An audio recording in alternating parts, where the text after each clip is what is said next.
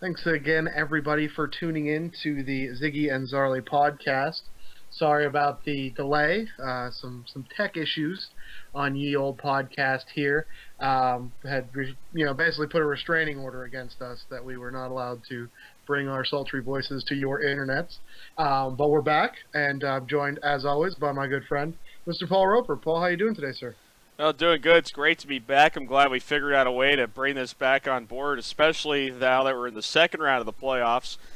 But it's always good to talk hockey with you, Jim. Can't wait to see what we have on tap today. Yeah, well, I mean, let's jump right in. We got some big series going on, none bigger than a original six, more like the arbitrary six, as Jeff Merrick likes to say. The surviving six from the. Now we got the Boston Bruins versus the New York Rangers tonight. As a Rangers fan, what say you about this series? Well, it'll be an interesting series because Boston's a very physical team, and the Rangers are a team that can really grind you out. They're a hard-working team, and they've really been carried to where they are because of Henrik Lundqvist. He's been terrific. Henrik has been a rock in the crease, especially in Games 6 and 7, more so Game 6, since it was a much closer game.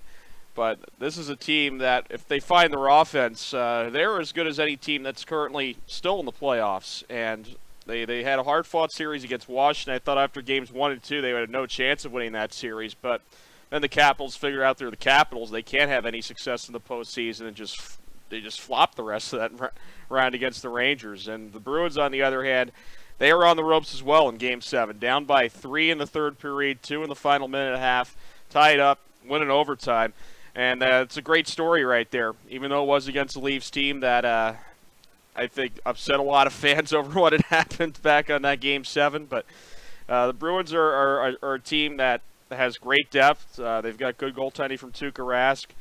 I think probably the only issues that they might have are I think is consistency. I think the Rangers were a little bit more consistent towards the end of the year. The Bruins kind of struggled their way towards the playoffs. Montreal ended up coming from behind to win that division. But the Bruins took advantage of what I thought was a favorable matchup to them, even though they had to take the Leafs to 7 games to advance the next round of the playoffs. And the Rangers, after playing probably the worst 2 games of anybody in the first 2 games of a playoff series, to come back and win that series the way they did against the Capitals certainly bodes well for them in this series, and I think they can win in 6 over Boston. Well, we dropped some knowledge on you with our Washington Capitals. Somebody posted this on Twitter, and I feel bad because I can't give them credit because I don't remember who it was. But at now 10 times in their history, the Capitals have gone up 2-0 to start a series. They have lost 8 of those series, and they have never won Game 3 in 10 tries. So for the Capitals, if you're a Capitals fan, you're like, yeah, we're up 2. Oh, no. Not 2-0 leads, because the Penguins did it to them in the late 90s, and now the Rangers did it to them again this year. So it's not a good thing if you're a Washington Capitals fan and you go up 2-0 at home. It means 80% of the time that you're losing the series somehow.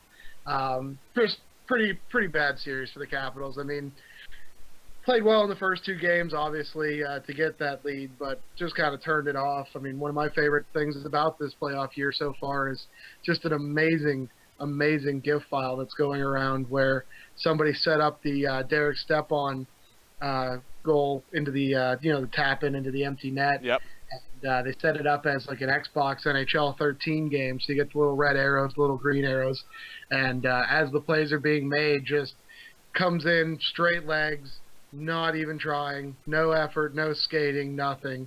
Alex Ovechkin just comes gliding into your picture, and at the bottom they put Xbox controller disconnected, and it was magical. I mean that whole series. I mean, I guess give him credit because foot allegedly in a loss in Game 6 or even in the win in Game 5, not sure, but to use the broken foot, the hairline fracture, as an excuse for 0 points in games 3 and 5.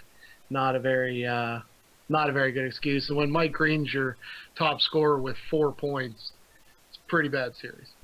No question. And it's funny you mentioned the Alex I'm going to call that the controller goal because he did exactly look like that. It looked like that his controller was disconnected, and he was just gliding in the end. That's the worst back checking I've ever seen in the Stanley Cup playoffs.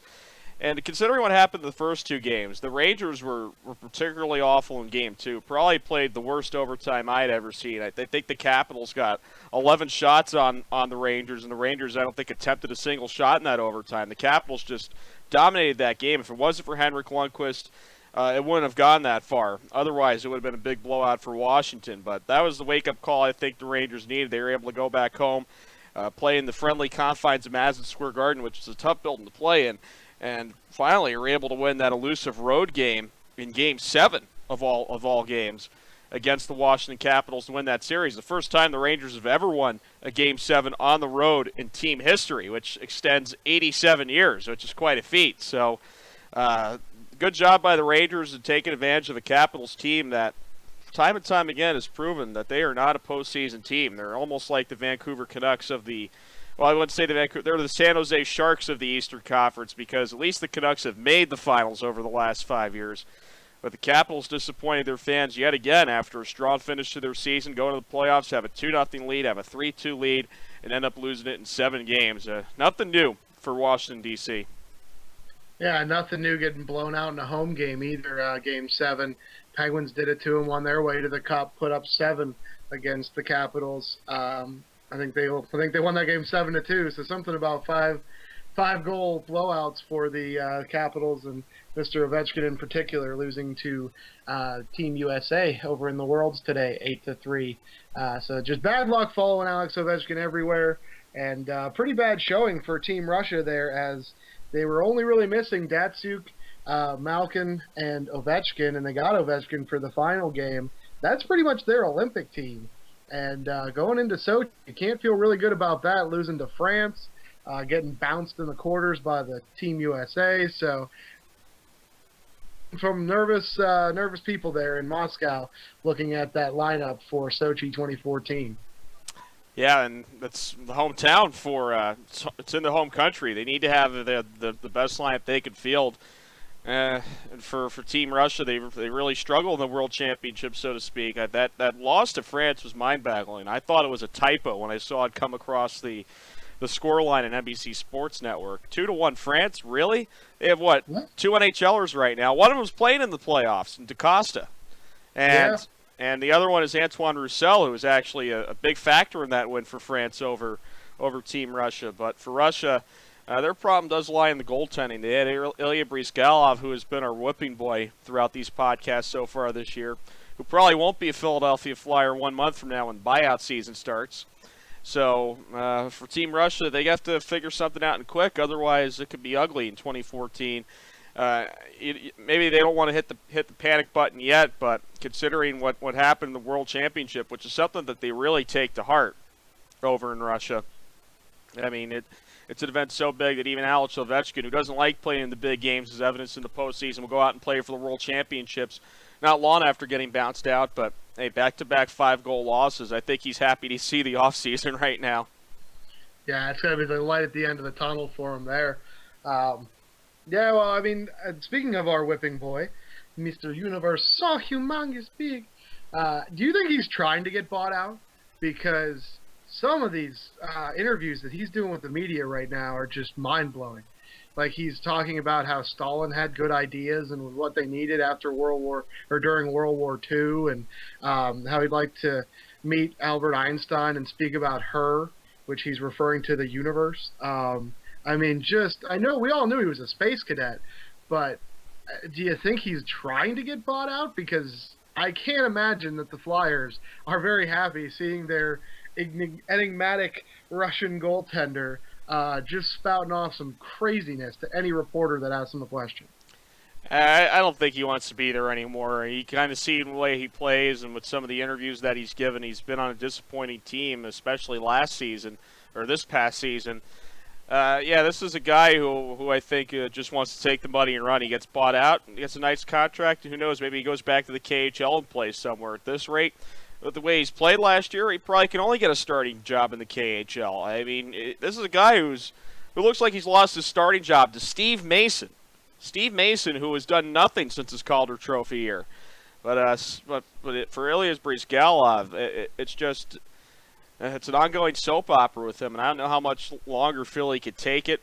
And I just can't believe. Well, I should believe it. I mean, this is a guy who we know is nuts, especially since we saw 24/7. It's only been magnified even more. But what he's been doing, the way he's played, it kind of reeks of a guy who simply doesn't want to play in the black and orange anymore.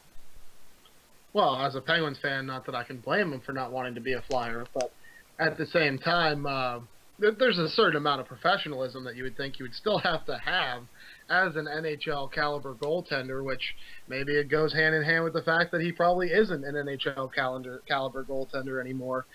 The only landing place that I can see for him, and it would be the most ironic and most awesome thing ever, is that Mike Smith walks in Phoenix for a big payday somewhere else, and he has to go crawling back to the desert and get protected by Dave Tippett and his defensive systems, because that was the only place where he ever really looked that good. Had some decent starts with Anaheim, but really the bulk of his career was made in Phoenix out in the desert. So, and maybe that'll be better for him. Nobody cares about Phoenix. No one's going to ask him any questions. There's no media there. So I would think that would be the only potential landing spot I'd see for him, unless he's willing to play for peanuts to back up somewhere. But even with his big buyout looming, doesn't really seem like the kind of guy that A, wants to be a backup, or B, plays for peanuts. So could be headed home to Mother Russia, where he might actually be able to, stuff some pucks. Yes. And it's kind of interesting. The long journey of Ilya Brizgalov might be coming to an end here in a matter of weeks when the buyout season starts. But moving on to across the state, I know you want to talk about this, but the Penguins following what turned out to be a good series against the Islanders. I didn't expect it to go as long as it did. But the Islanders really showing that they could be a good team down the line, especially when they moved to Brooklyn in a couple of seasons. But they gave the Penguins all they could handle. Thomas Vokoun comes in. I think that was a turning point of the series. Vokoun, who I always thought is a better goaltender than Marc-Andre Fleury, but granted is a little bit long in the tooth in terms of age. Finally gets his chance after Fleury let in some Fleury specials that we saw a lot of last year in the first round against the Flyers. And Vokoun comes in, I think, essentially saves the Penguins in that series. Now they come on and take an Ottawa Senators team where they have a 1-0 lead against. What are your thoughts on this goaltending switch that the Pittsburgh Penguins have made, getting away from Marc-Andre Fleury and going to the crusty veteran, Tomas Vokoun? Yeah, it's my buddy Brian's just complete wet dream. He's always loved the backup goaltenders, to have one come in and save the playoffs for us. He'll be buying Vokoun stuff to post up all over his house, I'm sure. But no, I mean, the reason that they made the goaltending change wasn't even the fact that the series was tied 2-2. It wasn't the fact that they had lost games 6-4. It wasn't that fact. The fact that goaltending change was made was the look on Craig Adams and the look on Brooks Orpik's face after some of those goals that Fleury gave up, especially that absolutely crippling goal to Kyle Okposo that tied the game at 3 at the end of the second period. I think it was Brooks Orpik. He just looks up at the sky like, our goaltender can't stop anything. Not even a little weak bank shot from behind the net. Somehow that beat him. I don't know if he's going to make another save. And when that Zizekas one went in to make it 6-4 in a game you're still in, minute and a half left, pull the goaltender. Well, they might as well have pulled the goaltender for all of Game 4 because the dude just couldn't stop anything. And to see the look on, I think it was Niskanen that time, just kind of looked up to the heavens like, we're done. Like, with this guy, we're done. There's nowhere we can go with him. He cannot stop a single puck. Well, I wouldn't trust him with a Tyler Kennedy chest hunting special. Somehow he'd find a way to trickle that one into the net too. So the fact that Vokoun was there, that this is, classic Ray Shero. Saw what happened against the Flyers last year, realized, hey, if Fleury goes thermonuclear and melts down again, I didn't feel confident putting Brent Johnson in that starting net.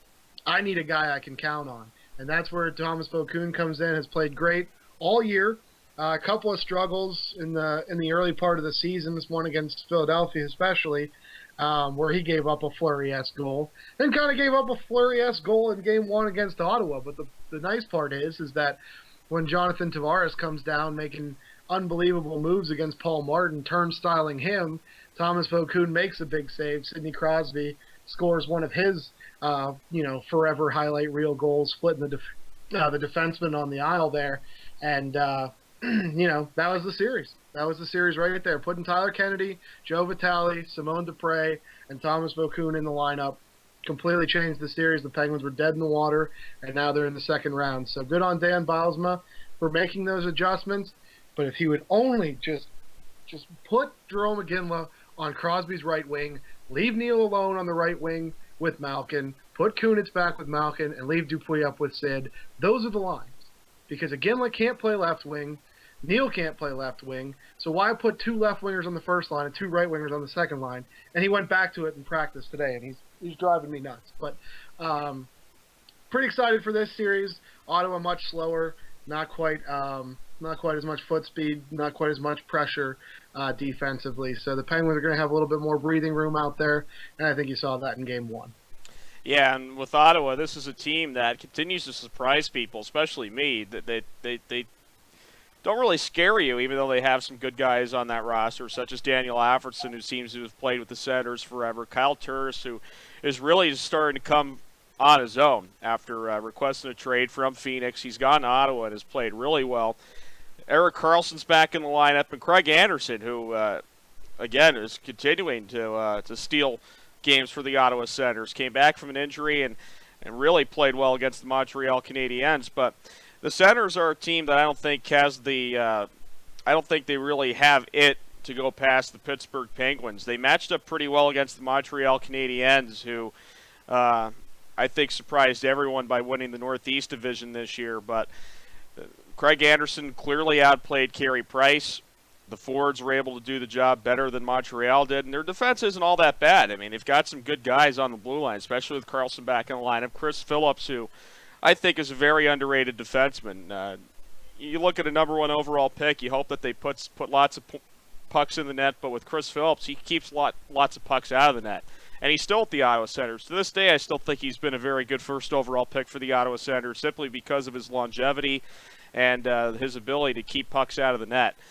But I don't think they have enough to get past the Pittsburgh Penguins, who I think had a scare in the first round. Now they know what it takes to try and win these games in the playoffs. They don't want to be hit from behind again. They don't want anyone to come up and take them by surprise like the Islanders did. I don't think they'll allow that to happen against the Senators. And I think they'll take this series in 5. I do think the Senators win a game at Scotiabank Place. Yeah, I wouldn't be surprised there.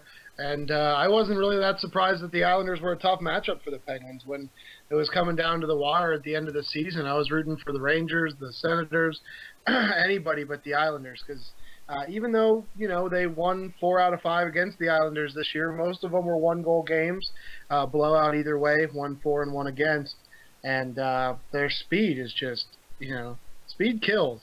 And they were just running downhill all series. And the Penguins, they got older and they got slower at the trade deadline, which, is great for veteran leadership and, goal scoring, and helped the penalty kill with Douglas Murray, which was spectacular in round 1. I think they clicked at like 90% on the penalty kills. So good on Doug Murray for that. But they're an older and a slower team now than they were when they played the Islanders those 5 times. They didn't play the Islanders after the trade deadline. So I knew the Islanders would be tough. I think if the Penguins would have lost Game 6, they were done. I think they would have folded at home in Game 7 like they usually do. So very happy to see Thomas Vokoun find a way to keep them in that game, because they were horribly outplayed in Game 6. I mean, the Islanders were all over them all the time, and somehow they found a way to get it to overtime and sneak out a win with Brooks Orpik, of all people. Free candy for everyone. So somehow Brooks Orpik now has more game-winning overtime playoff goals than, Wayne Gretzky, Gordie Howe, and Sidney Crosby. But, they're not, maybe not Gretz, but definitely Howe and Crosby. I think Lemieux, too. So Brooks Orpik, unlikely playoff hero, but sometimes it's the hero you need, not the one you deserve. So good on Brooksy for getting us the heck out of there.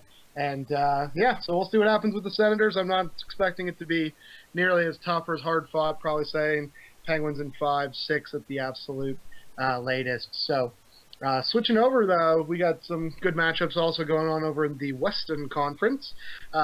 Big game last night, Chicago versus Detroit. Chicago getting the 3-1 victory. What are your thoughts on Detroit in this series? I had picked them over Anaheim in 7 in my prognostications, too much to the surprise of everyone, and they somehow miraculously pulled it out for me. But I don't think Detroit really has the guns to stay with Chicago. I'm thinking Chicago in 5. Yeah, I think I had Chicago in 6. I think that Detroit, despite last night, Detroit did not look good at all. They were outshot, I think, 41-21 or 41-18, something ridiculous like that. Nonetheless, they were vastly outplayed throughout most of last night's game. Jimmy Howard really did all he can to keep it close. It was 1-1 until about midway through the third period. And I also had Detroit moving on in the second round. I had them winning in 6, but the fact that you had them in 7 is impressive. It's very hard to pick a 2-7 upset and have the road team winning in 7 games. I actually picked them both. I had Ottawa over Montreal too, so I was all in with 7 seeds and stuff. Oh, very nice. Yeah, I had Montreal going in that series, so not good. I was 6 for 8 with my picks, but anyway, with the Detroit Red Wings, I still think they're a team you can't sleep on. They really sleepwalked through the first 2 or 3 months of the season, then really came on strong towards the end of the year, and that's why I felt that they were going to beat Anaheim, which they did. I thought that the players that Detroit had, when they all formed together as a unit, were better than what the Ducks had to offer, even though the Ducks have some nice players for themselves with Bobby Ryan, Teemu Selanne, Saku Koivu, Francois Beauchemin on the blue line. You also have Getzlaf, Perry. Jonas Hiller does a fine job in goal, but right now the Red Wings have to hope they can get another contribution from Jimmy Howard like they did last night should the offense shut down. Datsuk was pretty much rendered useless last night. The Blackhawks are a very tough team. They're as good a team as anyone in the playoffs. They've lost all of 7 games this year for the most part. They lost just 6 in regulation during the regular season. This is one of the best teams that we have seen in NHL history. It would have been remarkable to see how many wins they would have put up had there been a full season. The Blackhawks just have great offense no matter what line is out there. You have Patrick Kane, Jonathan Toews, Marian Hossa, Brandon Saad, who is a Calder Trophy candidate this year. Patrick Sharp, now he's back in the lineup and healthy. He's their leading scorer in the playoffs. You go on the blue line, you got guys like Duncan Keith and Brett Seabrook. And I think the only question mark is in goal. Can Corey Crawford steal games for the Blackhawks if the Red Wings are able to shut down some of the offense? I think that's where the question lies, and I think Corey Crawford is a beatable goaltender, and I think if he goes, then the Blackhawks are just going to have to beat teams 7-5 or 6-4. But it hasn't been an issue yet. He hasn't really had to have faced too much adversity throughout the season because the team in front of him is so strong. So right now, I just really like the Blackhawks to go all the way in the Western Conference and potentially win the Stanley Cup. They're my pick to win it before the whole playoff started. And from what I saw last night, they are an impressive team. They're going to be a tough team to beat in the West, and I can't imagine who's going to take them down, especially since you have some top seeds knocked out in the Anaheim Ducks and the Vancouver Canucks. And although I do like what I see from Detroit, despite last night's effort, I don't think they're going to be able to take down the Blackhawks. So I have Blackhawks in 6 because I do see Detroit taking a couple of games at the Joe and evening the series at 2, but I think the Blackhawks will eventually win it in 6 games. Yeah, I mean, I'm kind of on Team Corey Crawford. He's been good when they needed him to be, and the best part about Corey Crawford is they don't need him to be that good. That team is just so stacked, forward and defense, that's the nice part about it. Corey Crawford is he makes the saves when you need him to.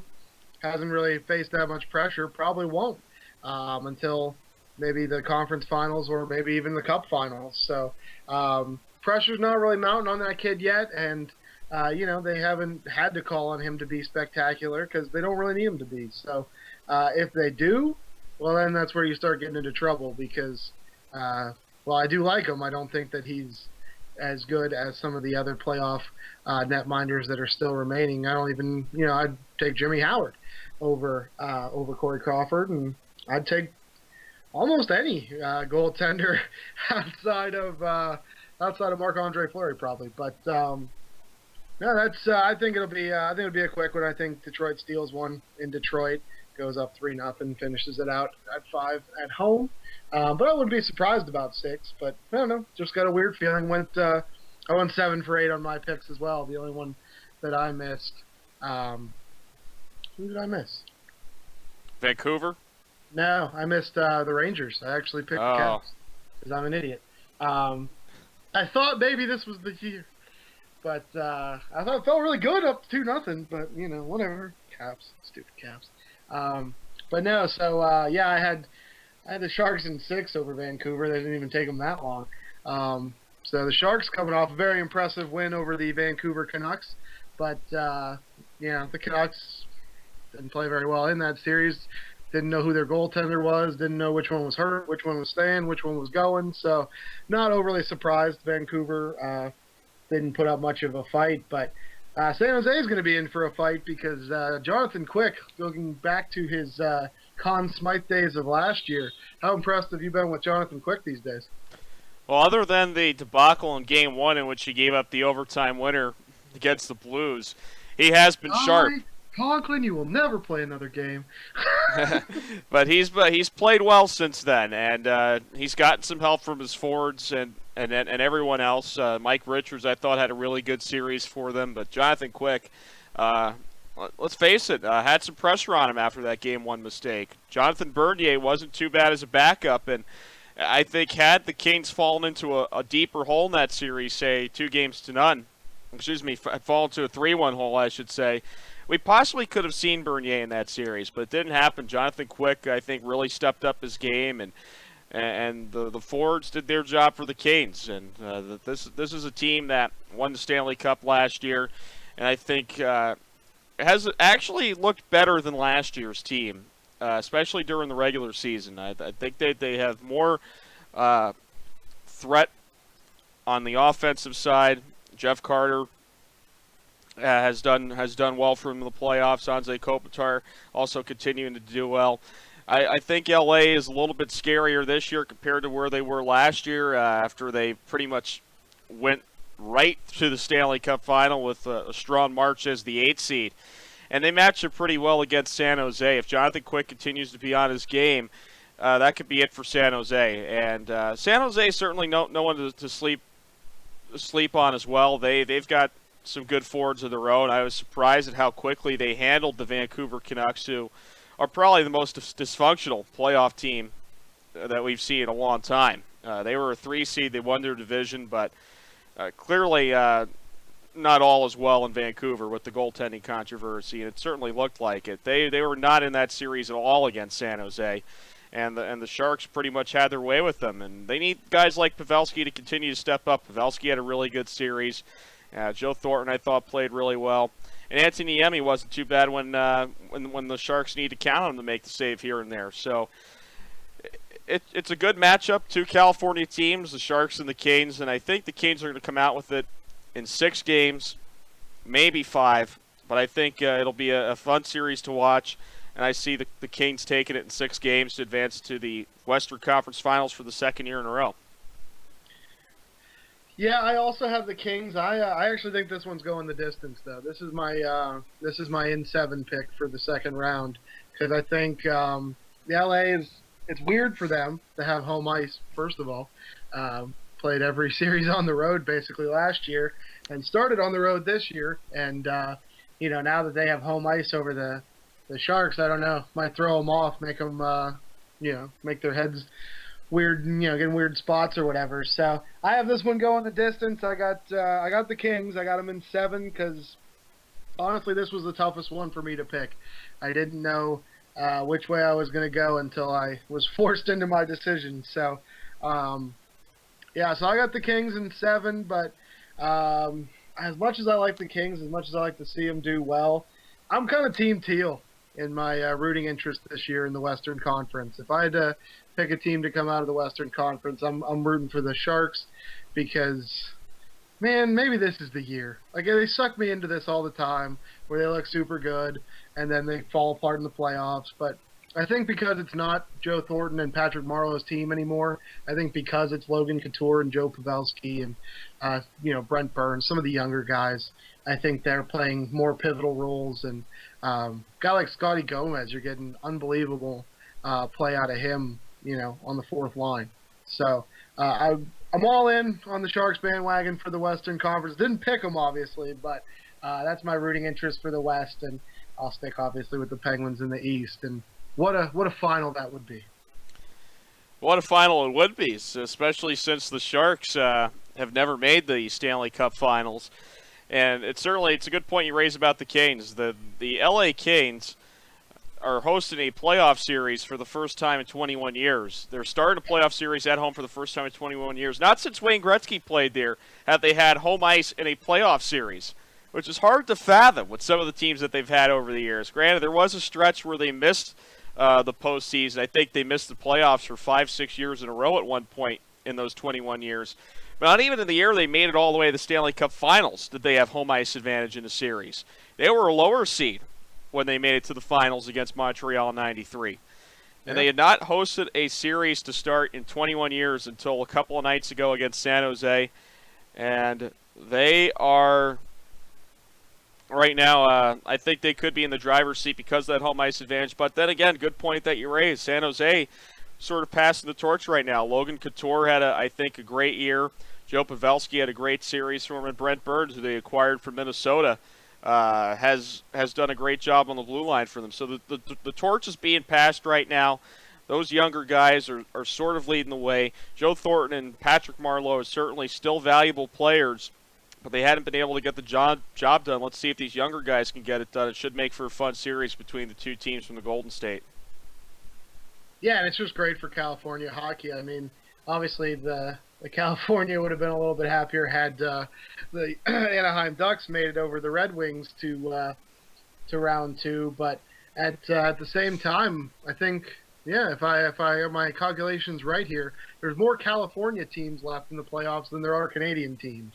So somewhere Gary Bettman is twiddling his thumbs and smiling and laughing mischievously. But so it's definitely good for California hockey. Probably the most exciting time since Gretzky out there, and obviously the Cup run for Anaheim in '07 and for the Kings last year. So good to see hockey thriving in non-traditional markets, as they say. But it's looked pretty good playoffs so far. I mean, 17 overtime games in the first round, new record, beating last year for the 16 last year, 17 this year. And the quality of play, I mean, I've been hating my job because I've been wanting to stay up and watch all these West Coast games and stay up till 1 o'clock, 2 o'clock in the morning to watch them. And, I've been falling asleep on my couch most nights because I got to get up too early in the morning. So if they would start the stupid West Coast games at like 8 and games at 5, that'd be fine with me. Yeah, I think that might be the silver lining in the cloud that is not having a full-time job now, is I could stay up to watch those late games.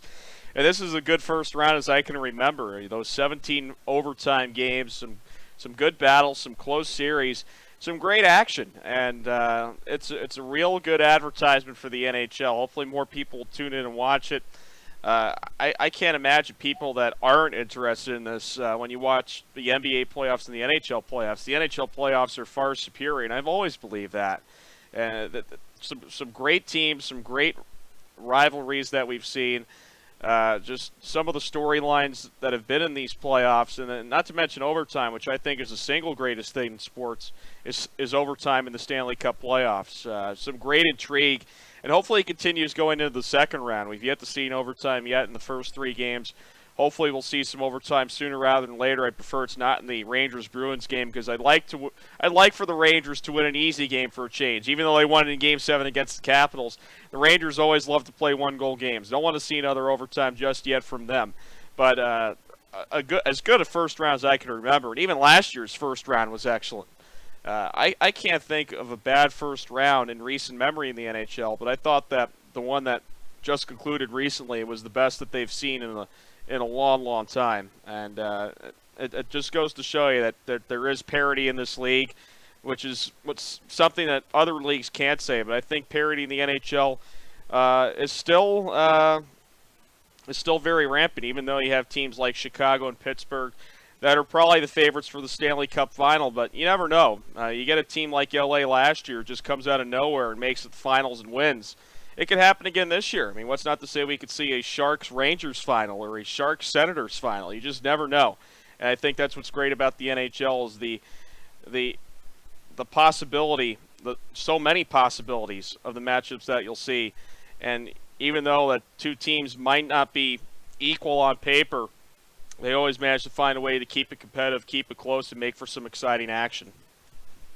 Yeah, outside of that, outside of the Vancouver, San Jose series and the Chicago, Minnesota series, where there wasn't much intrigue on those two. I mean, of course, Minnesota losing their number one goaltender in warm-ups before Game 1 never helps your team. But yeah, outside of those two series, everything was pretty tightly contested and came down to Game 6s and Game 7s. So that's what my mom's probably worried that I'm going to have a coronary with how tense and stressed out I get about these playoff games. But the whole day leading up to Game 6, I was a worried wreck because I knew if the Penguins didn't play well in that game, it was probably going to be lights out for the season. So it's just exciting hockey. Really. And what was the other thing you were talking about? The NBA playoffs? I don't know what those are. I've never heard of those before. National Bowling Association. Oh, bowling. Yes. Okay. Yeah, who wants to watch fat guys roll a ball down the thing? Nobody's going to watch that.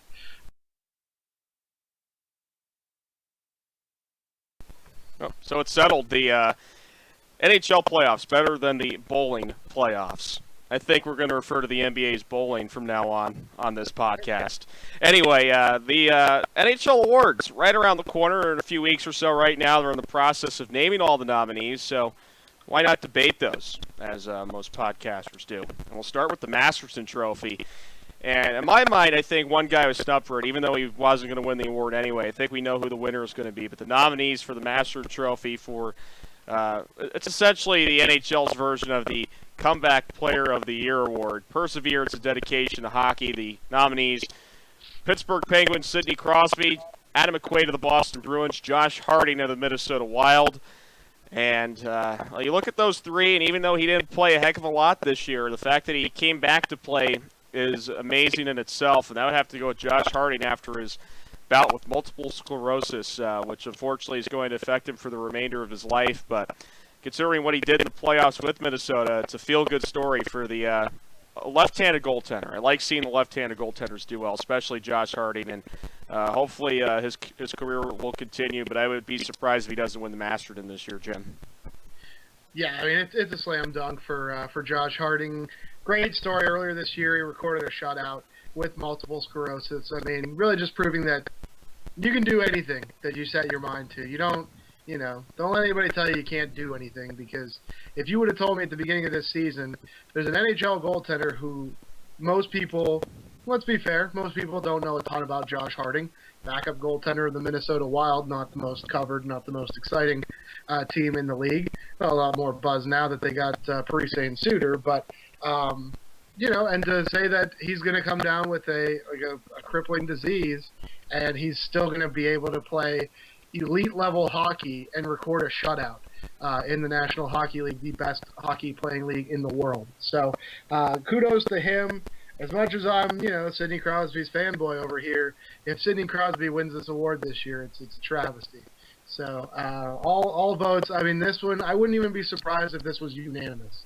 If this was all number one votes went to Josh Harding. So congratulations to him for a great season, for stepping up big for his team when his starting goaltender goes down in the playoffs. And, I mean, that loss to Chicago in 5, none of his fault. Absolutely zero. Indeed. And, of course, Adam McQuaid, no slouch either, had a syndrome in which he pretty much generated blood clots throughout his body. He wasn't expected to be back in the lineup so soon. Was anyway. Sidney Crosby, who came back from the concussions, also had the broken jaw this year. Some people saying Sidney Crosby should not have been nominated when Erik Karlsson, who was out most of the year with a lacerated Achilles and was not expected to be back for this season, much less the playoffs. His return would have been on the ice July or August at best. But nevertheless, made his way back on the ice, is now back in uniform, played in the postseason. Probably has been the best position player for the Senators in the postseason so far. So I thought Erik Karlsson certainly should have merited a nomination for the Masterton Trophy. But with Sidney Crosby, there is a precedent set for a player coming back from multiple concussions. Pat LaFontaine won the Masterton Trophy as a member of the Buffalo Sabres in the '96 season for the same thing. What are your thoughts? Do you think Karlsson was snubbed for a Masterton nomination? Well, maybe this will segue right into my unpopular thought of the week. There's been some rumors that perhaps, and this is not substantiated, I don't have anybody's word on this, so I'm just putting this out there as an opinion, not as any kind of statement based in fact, but some writers didn't want to vote for Erik Karlsson for the Masterton because they are suspicious of the nature of his recovery. That he may have taken some substances, whether they be legal or not, to help speed his recovery. So there were some rumors about that I wouldn't be surprised if that scared some people off from voting for Karlsson, because you don't want to vote for a guy and have him nominated or win an award such as this, and then find out 5 or 10 years later in a Lance Armstrong situation that it was somehow done fraudulently. So, like I said, it's not gospel truth. That is a rumor that I have heard on a few different hockey sites and things of that nature. So, I think that may have been a little bit of it, and a little bit is that Erik Karlsson won the Norris last year, and I get the feeling that most people vote on the Masterton as what happened last year that you came back from and started playing again this year. It just seemed kind of odd that they would do it for somebody mid-season who suffered an injury and came back. But maybe that's just my own personal opinion of the Masterton. Not sure. Yeah, so that's certainly an interesting point that you raised, that maybe his recovery was sped up, and you don't want to sort of expound upon that rumor. It's a very serious charge, but certainly his story is something that has been, I think it's a great thing for him to come back as soon as he did, but he is the reigning Norris Trophy winner. So let's talk about the Norris Trophy next. 3 nominees: PK Subban, Montreal; Ryan Suter of Minnesota; and Chris Letang. If you're Pittsburgh Penguins, I think I already know who you're going to pick. He would actually be my choice as well. That's Chris Letang.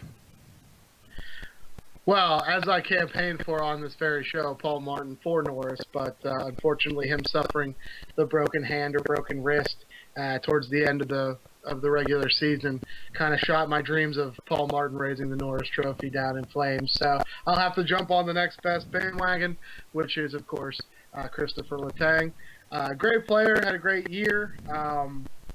Sometimes gets a little bit out of his mind, gets running around a little bit, can get frustrated, can get taken out of his game.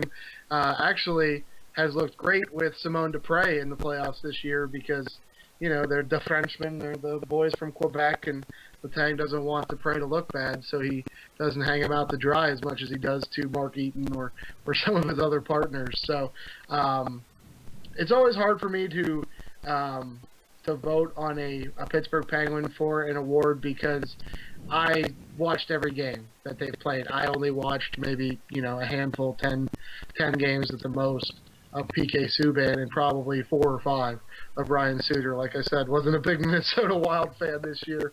Didn't really care to watch too many of their games, even though I did have the center ice package. So, I mean, on my own merits, I would have to say, I'm going with Chris Letang. But if there's a better case to be argued for Suter or for Subban, I wouldn't be opposed to hearing it. It's hard for me with these, when there's Penguins involved, to not have my black and gold glasses on. Well, as I mentioned to you earlier in one of our podcasts, I thought that Chris Letang was the best candidate on his own team, better than Paul Martin. And unfortunately for Paul Martin, had that injury that subsided him for a portion of the regular season. But he had a good year. Chris Letang missed some time as well, but he was still over a point a game player and tied for the league lead in scoring amongst defensemen 38 with Montreal. Subban also had a good plus-minus rating of plus 16. And I think what helps him over Subban is that Subban, I think, sometimes takes some dumb penalties. Chris Letang is a much cleaner player. Granted, not as physical as Subban is. You want to have some physicality out of the defense, but I think Chris Letang does it well from both ends. He's the best defenseman on his team, and on a very good team at that. PK Subban, I think it's amazing what he does out there with Montreal, but I don't see him winning the Norris Trophy. I think it's Letang all the way. And for Ryan Suter, great first year with Minnesota on a team that barely made the playoffs. He'll be a perennial Norris Trophy candidate throughout the remainder of his career, but I'd say this one belongs to the Penguins, and Chris Letang, he'll be the Norris Trophy winner. Oh, it certainly sounds good to me. I'll take that every day of the week. Speaking of, guys out on the Western Conference getting a very good first year with their new team, let's talk about Mr. Sergei Bobrovsky and the Vezina Trophy, who I think was pretty much the runaway favorite, in my opinion, to win this award. I mean, when you look down the stretch, Columbus had the second best record, only behind the Penguins and actually ahead of the Blackhawks from the middle of February to the end of the season. And if Steve Mason doesn't go 3-6-1 in his first 10 games of the season, I think Columbus makes the playoffs, and they're giving Chicago a better series than Minnesota could have. So I'm all the way Team Bobrovsky on this one, especially to stick it to the Flyers, who traded away Sergei Bobrovsky to keep the Space Cadet. Yes, and he's certainly got some good competition. I think it's very interesting to see that we have I don't remember if Bobrovsky was on that Flyers team that made the finals in 2010. I don't think he was there yet. He was not, no. No, he was not. Well, there goes that argument. But Andy Niemi was on the Chicago Blackhawks team that won the Stanley Cup. He's a Vezina finalist too, which is great to see because I never understood why Chicago let him go. He's done a great job with San Jose. And, of course, Henrik Lundqvist, I think as long as he is around, is going to be in Vezina Trophy consideration. Now, based on what he did in this past playoff series, I would say, yeah, he could be a back-to-back winner, but you can't discount what Sergei Bobrovsky has done. I mean, he was the reason Columbus almost made the playoffs. They didn't have that sluggish start because of having Mason at that time, and also they were a team that had figured it out yet. Then he wouldn't even be in consideration. But Sergei Bobrovsky just did a wonderful job, 21-11-6. 2 goals against, which led the NHL. Save percentage of .932. He faces a ton of shots each night. Also led in that category. I'd be surprised if he didn't win it. I have to figure out the last time a Vezina Trophy winner was with a team that did not make the playoffs. But Sergei Bobrovsky, I think, is very deserving of it, which is it's great to see. It's a great story because this is a goalie who had left the team, was traded, was dealt from a team that has goaltending problems. They would have loved to have had him this year. They might have been a little bit better. And he goes to a team that has a perceived less talent compared to Philadelphia. On paper, Philadelphia should beat Columbus 9 out of 10 times, but now it's Sergei Bobrovsky. Columbus could beat Philadelphia 9 out of 10 times. It's an amazing year for him, a relevation. Hopefully this is the start of a second win for his career, and he could end up being one of the elite goaltenders. And hey, perhaps he could be Russia's starting goaltender for 2014 in Sochi, as we alluded to before. Yeah, that's actually why he did not go to the World. They told him that he would be backing up Ilya Brizgalov, and he kind of said, no thanks, I did that once before. Didn't really work out, I'm good. So nice to see him find success, and I mean, I believe that he would have been in contention for the Hart Trophy had they made the playoffs. I think the only reason that he didn't get nominated for that is that unfortunately Columbus was not able to make the playoffs, but definitely deserving of the Vezina, and hats off to him. What a great season. Everybody's Team Bob these days. He's all over Twitter. Everybody loves him. And so it's nice to see Columbus fans have something to cheer about as well. So nice. They're gonna have a really nice team, and which really sucks because with realignment, they'll be in our division next year, Paul. So get used to seeing a lot more of Sergei Bobrovsky next year. No, that's right. I'm still trying to figure out when the last time a Vezina Trophy winner was with the team that was not in the playoffs. So we'll keep looking at that. It hasn't happened in recent memory. Looking at some of the winners right now from the last 10 years. You've had Henrik Lundqvist, Tim Thomas, Ryan Miller, and the Sabres did make the playoffs in 2010. Martin Brodeur, the Devils made the playoffs, and each of the times he won the trophy. Same thing with Dominik Hasek and the Sabres. Actually, you know what? I think Hasek might have been the last one. I don't think the Sabres made the playoffs in one of those years that he won it. So that might be the goalie that was the last one who won the Vezina despite not making the playoffs. And, of course, if you remember the Dominator from his 90s days, man, he was awesome. He could have been a gymnast with how flexible he was. Yeah, he was flopping all over the ice most nights. I mean, he was never afraid to go flying out of the crease to go track down a puck either. So always nice to bring back some Dominator memories. And my favorite Dominic Hasek memory is when he got beat by Darius Kasparaitis with a floater from the half circle to win an overtime game for the Penguins. And the look on his face afterwards, he was just like, I just let that guy score? I mean, it was priceless. So, yeah, it's pretty impressive for Sergei Bobrovsky, though. That's some pretty heady company to be in, is with the Dominator. Yep, and actually, I just looked at it, and Hasek was in the playoffs each of those 6 years that he won. Oh. So the search will continue. And I mean, who has it ever happened? I mean, I know in the 80s, pretty much everyone made the playoffs. If you showed up and iced a team, you were in the playoffs because 16 out of 21 made it during most of the 1980s. Wow, this is going to have to go back a long time to see when a goaltender from a non-playoff team made the playoffs. Maybe it's never happened, which would be shocking. It would have had to have happened back in the original 6 days. So if anyone knows, let us know. We'll continue to look it up here and perhaps share that with you for our next podcast, or maybe even during this one if I end up finding it. But quite a feat for Sergei Bobrovsky to be nominated for the Vezina, despite his team not making the playoffs. But, boy, if he had played the whole year, Blue Jackets probably would have been in that first-round playoff series against the Blackhawks, where they might have been swept out of the first round. But, hey, it would have been great to see Columbus in the playoffs. Yeah, it's one of those things that with a hot goaltender, the way Bobrovsky was playing down the stretch, I don't think they get swept there. I think they put in Minnesota, maybe even push a good team like Chicago, kind of like the Islanders push the Penguins, and that gets to a game 6 if Chicago's not careful there. So I think Bobrovsky could have easily stole 2 in that series. I don't think they would have won the series, but just if they could get a win in Columbus in the playoffs, it would do so much for that franchise and for that market, because they've made it to the playoffs just once, and they got swept by Detroit. So you don't really get the hardcore lifelong fans until, you can tell stories about, oh my God, you remember when Gaborik hit that hat trick in Game 2 and they stole a game in Chicago in that playoff run they had that one? Like, that's the stuff where people get goosebumps and they have chills and, they really connect and fall in love with a team. So I just wanted Columbus to get just one playoff win, damn it. But apparently it wasn't this year, and now I got to root against them next year. So sorry, Columbus. All right, so Columbus Blue Jackets out of the playoffs, but might have their first Vezina Trophy winner in Sergei Bobrovsky, if he hears his name called at the NHL Awards in a few weeks. Now let's go to the Calder Trophy for the Rookie of the Year. 3 candidates, and I think this is the toughest award to decide. Brendan Gallagher, Jonathan Huberdeau, Brandon Saad. Gallagher of the Canadiens, Huberdeau of the Florida Panthers, Brandon Saad of the Chicago Blackhawks. The only one of those three that are still on a playoff team. This is a tight race, and you look at the stats, you look at how each player has made a contribution on their team.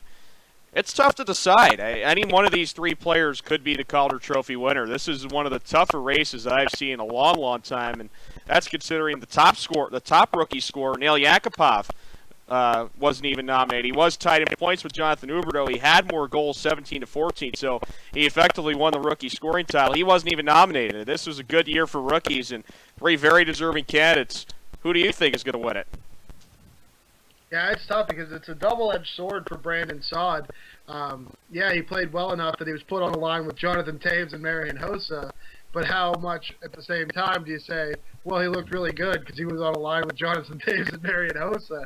So Toews is notably a tough player to play with, though. So for a rookie to come in and fresh out of the OHL and make the team, not only make the team, but get paired up with the team's best player, their franchise player, their number 1 center. Pretty impressive for a young kid. So Brandon Saad kind of, especially being a Pittsburgh area native, Brandon Saad gets a little bit cloying on my heartstrings there. I thought Huberdeau had a really good season.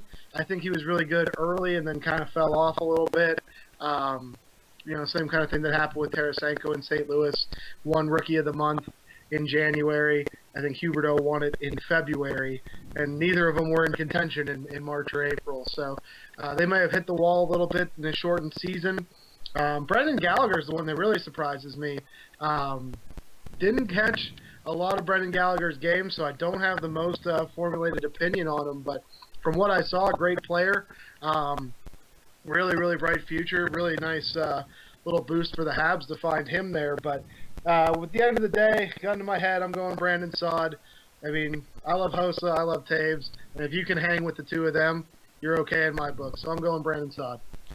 Yeah, that's a good choice, but I think because he played with most of those two, I'd be interested to see what he would have done had he not had line mates like Taves and Hossa throughout most of the year. I mean, what would have Brendan Gallagher done? Would he had better stats than what Saad had this year? Would Huberdeau had better stats? And I think they could have. And that's no knock on Brandon Saad, who is a podcast favorite. I love Brandon Saad. I actually have a signed stick of his. I think he's going to be a terrific player in the NHL, but I don't think he was the best rookie this year. I think that honor would have to go to Brendan Gallagher of Montreal, unbelievably. Even though Jonathan Huberdeau had a great start with Florida and played a lot of minutes on that Florida team, was already a first, second-line player within weeks of joining the Florida Panthers, who just had a horrendous year. They were not very good.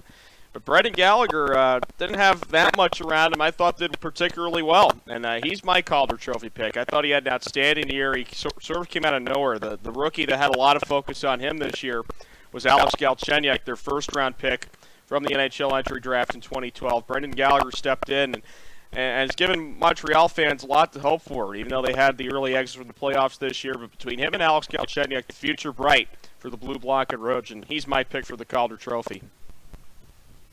Yeah, definitely a solid pick. I actually wish that I would have paid more attention to him. I mean, he kind of snuck up on me. I didn't really start hearing about him until he was getting, Calder buzz later on in the season. And every time I was watching Montreal, I was watching for Galchenyuk because, I was in Pittsburgh where he was drafted. So, it was I was always kind of drawn more to the Galchenyuk, Russian player who plays for Team USA. I liked his story, so I kind of followed him. But definitely an eye-opener for me on Brendan Gallagher, and I'll be very mindful to watch him very closely in the future.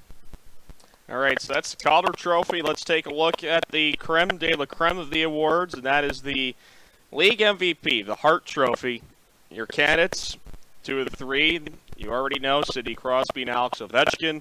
The third is a newcomer, but he'll be in the mix quite a bit during his NHL career. The first of what will be many nominations, a player who I like and I think should win the award, but probably won't, and that's John Tavares of the New York Islanders. And those are 3 excellent players that are in the mix for the award. And I think JT has earned it because you take him out of the Islanders are not that good. I mean, and that it might sound like a blanket statement, but they're not as good. They would not be a playoff team without him. He can certainly help carry this team on his back and put him in the playoff spot and then give him a good fight against the Penguins in the first round of the playoffs. But he's the most important to his team. He takes Sidney Crosby out. We've seen it with the Penguins before. The Penguins play particularly well even without Sidney Crosby. They'll still win games. They still have got guys like Evgeny Malkin, James Neal, Jerome McGinley's there now, strong blue line. The Penguins are all right without Sidney Crosby because we've seen them play well without Crosby before. Now, Alex Ovechkin and the Capitals don't know if he can make that same argument. They do have some good players around Ovechkin, but I don't know if they'd be as good with him, even though he's turned it off from time to time. And I think because of his inconsistency, I wouldn't even consider him as an MVP, even though he had a great second half this year. And that's why I'd have to go with John Tavares, consistent the whole year and really carry that team into the postseason. I don't think he's going to win it, but he certainly has my vote as league MVP for the Hart Trophy. Well, my vote for league MVP didn't even make the top 3, which would have been Jonathan Taves. To not have, or even Patrick Kane nominated for the Hart Trophy is kind of outrageous when you consider Alex Ovechkin sucked out loud for the first 12 to 15 games of the season. Had a great run to get the team into the playoffs, of course, but I mean, Sidney Crosby, much as I think that he's going to win, and I hope that he does, but at the same time, he missed the last 12 games of the season. But in the actual way that the award is worded, it's the most valuable player to their team. It's not the best player in the league. It's not the forward that scores the most points. It's the guy that if you took him off the team would fall apart. And the only one of the three that in this year that lives up to that statement is Jonathan Tavares. Sidney Crosby was out. Penguins went on a 7-game winning streak. So, I mean, as much as I love Sid and as much as I love seeing Sid play and as much as I think Sid's the best player in the universe, clipping it like, 1.6 points a game or something outrageous this year, it's not the best player award. It's the most valuable to their team. So, like I said, Sergei Bobrovsky would have had my vote if Columbus made the playoffs. Since they didn't, I probably would have favored somebody from the Blackhawks, either a Taves or a Patrick Kane. Patrick Kane was just a disgustingly good year. Actually got nominated for the Lady Byng, which is pretty funny for Mr. 20 Cent himself. But out of the three that have been presented, Sid missed time. The team still won. Playoffs. Jonathan Tavares, they don't go anywhere without him. He is the straw that stirs that drink. He is the glue on that team, and he for somebody that a lot of people, when he was drafted, said this kid's too slow and he'll never amount to being a superstar in the NHL because of his speed. Well, trust me, it looks plenty fast to me. And, yeah, out of this three, I'd have to go with JT. All right, so that's our picks are both John Tavares. We'll see if that actually happens, although I do believe that Crosby will win it as well. I don't think it's going to – I think Crosby's going to win it as well, but we feel that Tavares should win. We'll see what happens in a few weeks. And there are other awards that are up there. We won't really discuss it too much. There is a Best Player award. That's the Ted Lindsay Award. It's voted by the National Hockey League Players Association. Sidney and AO are both nominated for that. The third nominee is Marty St. Louis of the Tampa Bay Lightning. That's sort of a throw-in. I don't see him winning that at all. I think Sidney Crosby will win the Ted Lindsay. And some of the other awards that are out there actually have some of the boys that you alluded to. The Frank Selke Trophy for top defensive forward. You've got perennial candidates Patrice Bergeron, Pavel Datsyuk, and Jonathan Toews of those Chicago Blackhawks. Patrick Kane is up for the Lady Byng Trophy, as you mentioned, which is surprising considering you know about his antics with the infamous 20-cent tip and the cavorting around the campus of the University of Wisconsin. He's up for the Sportsmanship Award, the Lady Byng, with Matt Molson and Marty St. Louis of the Tampa Bay Lightning. I think Marty St. Louis has a very good chance of winning that. He won't get the Ted Lindsay, but I do see him getting the Lady Byng. It's one of the classier players out there in the NHL. Yeah, it's just a shame that these awards don't really mean what they used to mean. I mean, now pretty much the Lady Byng is you're the best player who has the least number of penalty minutes, because I mean that getting nominated for this trophy. Marty St. Louis never really that high on penalty minutes. Is going to win the Art Ross this year as the league's leading scorer. So I wouldn't be surprised though, because Patrick Kane getting snubbed on some other stuff, if he doesn't pick, maybe even just for the ironic hipster quality of the drunken party boy winning the most sportsmanlike player of the year award. In the Selke, it's actually kind of funny. Some people have said that the Datsyuk, Bergeron, and Toews would be a better three for the heart than Sidney, Ovechkin, and the aforementioned John Tavares. So I'm going to go Jonathan Toews in the Selke. But I mean, that's the award every year that you could give it to any of the three people that are nominated. They're always anybody that's nominated for that is usually stellar and probably deserves the trophy. So, yeah, and then on the Ted Lindsay, I'm going Sid as well, just for his dominating performance. But nice for Marty St. Louis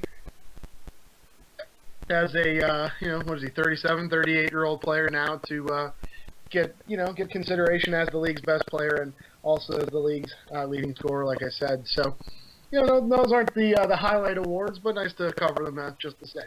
No question. And Marty St. Louis, as you mentioned, won the Art Ross with 60 points this year. The Rocket Richard Trophy went to Alex Ovechkin, who scored 32 goals in the regular season, of course. Not even close to that in the playoffs, obviously. I don't think he even had 2 goals in the playoffs. But No, he had one on the power play in game 1. Yeah, he won the Rocket Richard Trophy though, so that's where Ovechkin will get his hardware this year rather than receiving the Stanley Cup from Mr. Bettman at center ice. And the William Jennings Trophy for the fewest goals allowed went to the tandem of Corey Crawford and Ray Emery of the Chicago Blackhawks. They allowed 102 goals this year. Well, that'll do it for this edition of the Ziggy and Zarley podcast. Thanks for listening. I think we might have some audio troubles towards the end, so hopefully we'll be able to hear the whole thing. But if not, we'll get back to it at our next podcast, which is hopefully sooner rather than later. For Jim Merritt and Paul Roper, enjoy the hockey, everybody.